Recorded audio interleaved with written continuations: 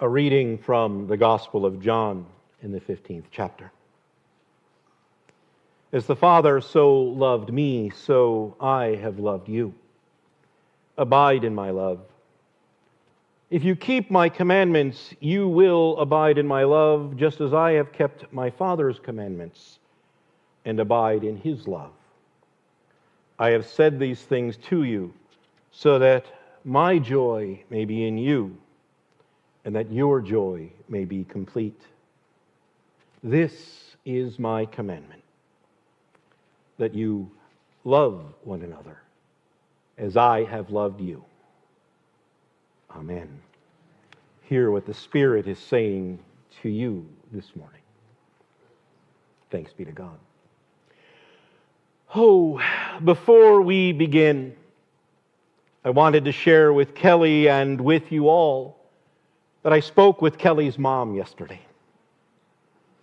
Kelly, your mom wanted you to know how much she and your dad love you, how much they wish they could be with you here this morning. She wanted me to give you a kiss and a hug from the both of them, and I'll deliver that in a little bit. She also wanted to let this congregation and this community to know how much they love you all.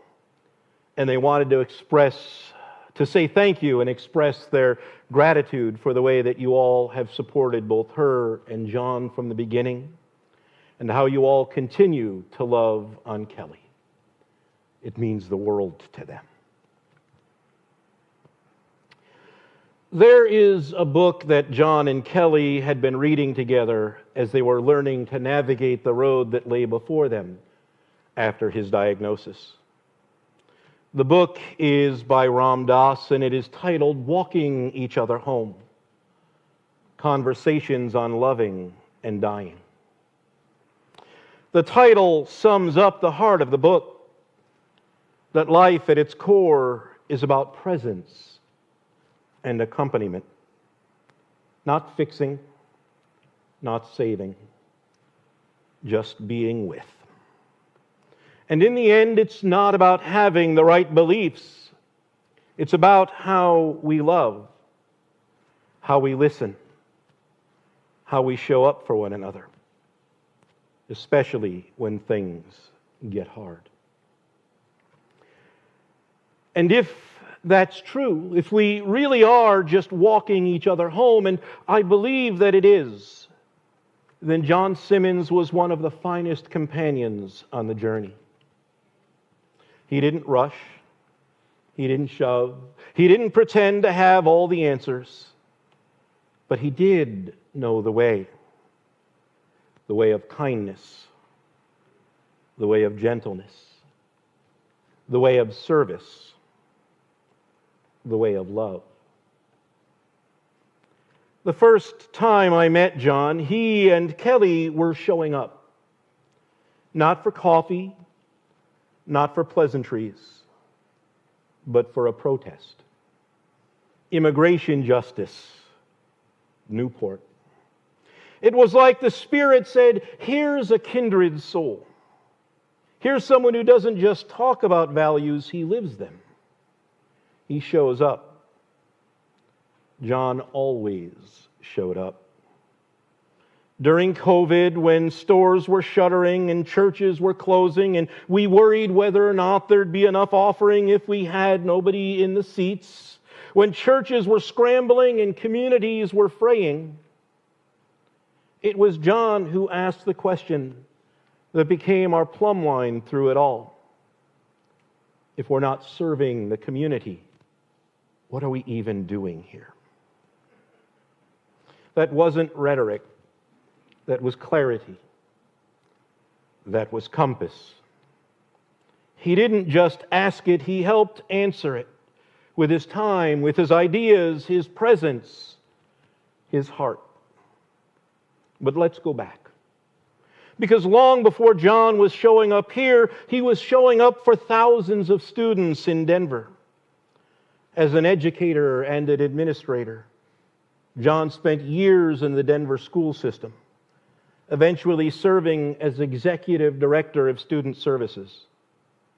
The title doesn't begin to capture what he did or how he did it. Because John didn't just serve students, he saw them. And he created systems that treated them with dignity. He helped colleagues lead with compassion. And he mentored an entire generation of educators to hold justice and love in equal measure. At his retirement party, Kelly had these little cutouts of John printed and passed out. And they were a hit. People took them back to their offices and placed them in prominent places where John could watch over them. Or maybe just gently raise one eyebrow when someone needed reminding to take the kind route. You remember those WWJD bracelets that were everywhere in Christian circles a while back? What would Jesus do? Well, someone once joked that those letters had taken on a new meaning. When faced with a difficult decision, they'd look at John's face and they'd ask, what would John do? And honestly, that sounds about right. John was always a little surprised by the impact he had. After his diagnosis, he told me how overwhelmed he was by the number of colleagues reaching out, calling, writing, sending their love, telling stories, thanking him. They weren't just being nice, they were being truthful. They were telling him what so many of us already knew, that his life mattered, that his work changed lives, that his wisdom and presence made people better, gentler, more grounded, more just. And John said with tears in his eyes, it's nice to know that my life and my work made a difference. And he did love life. He drank it in with gusto. He loved music, the Beatles, a good guitar riff, his Harley. He loved the slopes, skiing with a smile and a sense of adventure. He tried to get me out on the slopes, and I told him never again. He loved Italy, the wine, the olive oil, the food, the pace. He loved the good stuff. But even more than that, he loved sharing it. And he loved Kelly with all that he had. Not just in big gestures, but in small ones. The kind of love that's deep and steady and playful and strong. It was the kind of love you notice in the silence, in the glances, in the knowing. And when the time came to face death, John did it like he faced life, with courage, with honesty, with grace. His first words to me after the diagnosis, why not me? Not bitterness, not denial, just acceptance and presence. That was his way.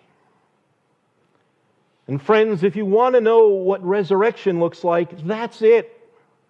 Not something that happens in the clouds or the heavens, but something that happens right here. In how we live, in how we love, in how we let go. So what now? We remember. We laugh. We cry. But more than that, we live like he did. We show up. We pour the wine. We share the bread. We savor the beauty. We choose kindness. We serve one another. We look at each other with love. And maybe when we face a hard decision or a difficult moment, we look inward or upward and we whisper, what would John do? Because he showed us how to live and how to die. He reminded us that in this life, this fragile, fleeting, breathtaking life, that this life is a gift, that love matters more than anything, that gratitude is holy, and that we're all just walking each other home.